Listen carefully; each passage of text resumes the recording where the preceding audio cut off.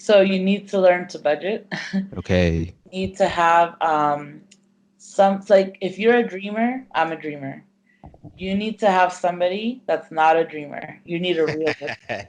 You need a realist next to you to be like, listen, like X, Y, and Z that you're doing is gonna bite you in the butt if you don't do one, two, and three. Okay.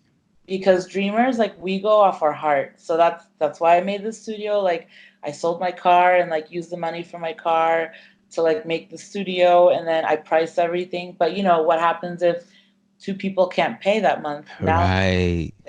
and now, and I wasn't making that much money. I was making like $12 an hour. So like that's a huge hit off of, Yeah. like, and then it's a snowball effect, right? Like what if somebody else can't pay the next month?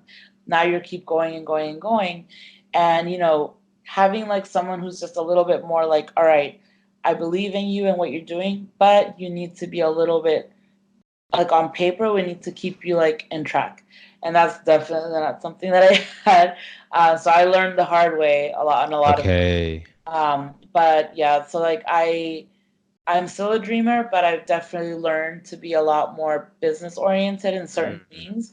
Because if you lose something or something fails, it doesn't just affect you, it affects everyone that's with you. Of course, of And so course. it's a big responsibility. And I think that's just a really good thing to have. Most people, I feel like, that want to open dance studios are just like me. Like, they love it. They want to make this a thing that they do all the time, but it's a lot of work because there's actually a lot of studios around, and that means that people have options, and you Exactly. have to make sure that you don't have a really high rent, and you need to make sure that you understand what makes you different, and that you're clear with your mission statement, and that you offer what is missing in your scene.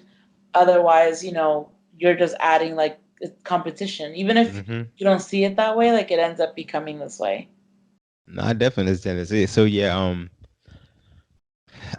I guess finding someone who may can complement the thing that you need, you know?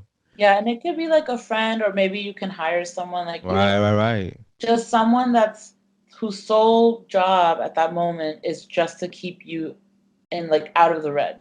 I understand that. Yeah, yeah, yeah. I definitely understand that.